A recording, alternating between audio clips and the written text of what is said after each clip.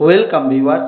পশ্চিমবঙ্গ সরকারের শিক্ষক ও শিক্ষাকর্মীদের অ্যাডমিনিস্ট্রেটিভ বদলি সংক্রান্ত যে অর্ডার অর্থাৎ 10C মামলার ওপর যে অর্ডার সুপ্রিম কোর্ট থেকে দেওয়া হয়েছিল, সেই অর্ডারের ওপরে যে রিভিউ পিটিশন STEA অর্থাৎ সেকেন্ডারি টিচার্স অ্যান্ড এমপ্লয়িজ অ্যাসোসিয়েশনের পক্ষ থেকে করা হয়েছিল 1/12/2024-এ, এবং যার একটা টেন্টেটিভ বা সম্ভাব্য তারিখ কিন্তু আমরা দেখেছিলাম শুনানি হিসেবে দেওয়া হয়েছিল কবে না 1/4/2025।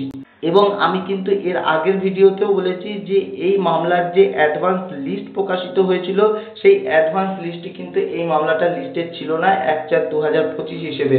তাই এই মুহূর্তে যে গুরুত্বপূর্ণ আপডেট আমরা সুপ্রিম কোর্টের অফিসিয়াল ওয়েবসাইট থেকে পাচ্ছি, সেটি হচ্ছে এই যে মামলাটি, যার ডায়েরি নম্বর 56071, এবং তার কিন্তু একটা টেন্টেটিভ ডেট এখানে আপডেটেড করা হয়েছে কবে না 2/4/2025-এ।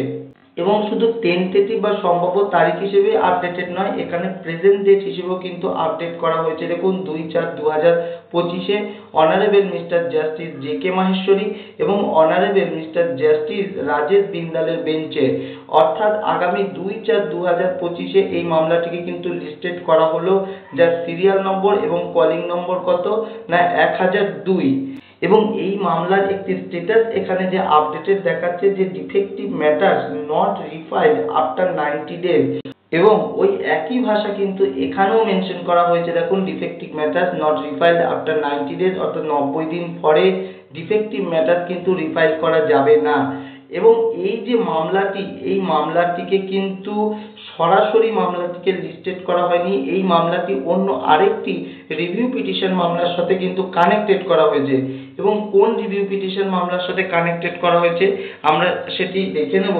দেখুন, এখানে কিউরিটিভ অ্যান্ড রিভিউ পিটিশনের যে কজ লিস্ট 2/4/2025-এর পাবলিশড হয়েছে জাস্টিস JK মাহেশ্বরীর বেঞ্চে, সেখানে কিন্তু এখানে দেখুন মেনশন করা আছে 1002-এ যে ডায়েরি নম্বর 50387, এই মূল মামলার সঙ্গে কিন্তু 1002.1 হিসেবে কিন্তু মামলাটিকে কানেক্টেড করা হয়েছে, যে ডায়েরি নাম্বার একটু আগে বললাম 56071, অর্থাৎ সেকেন্ডারি টিচার্স অ্যান্ড এমপ্লয়িজ অ্যাসোসিয়েশনের করা যে রিভিউ পিটিশন মামলাটি, সেই মামলাটিকে কিন্তু এই যে মামলা 50387, যার পিটিশনারকে Mithun Sadhukha versus the state of West Bengal, এটিও কিন্তু একটি রিভিউ পিটিশন মামলা, এবং এই মামলাটির সঙ্গে কিন্তু ওই মামলাটিকে কানেক্টেড করা হয়েছে। দেখুন, এখানে ওই 50387-এর যে মামলাটি আমরা এখানে দেখব, এই যে 50387 যার ডায়েরি নম্বর, সেই ডায়েরি নম্বরের যিনি পিটিশনার হচ্ছে Mithun Sadhuka versus the state of West Bengal, যেটি একটু আগে বললাম,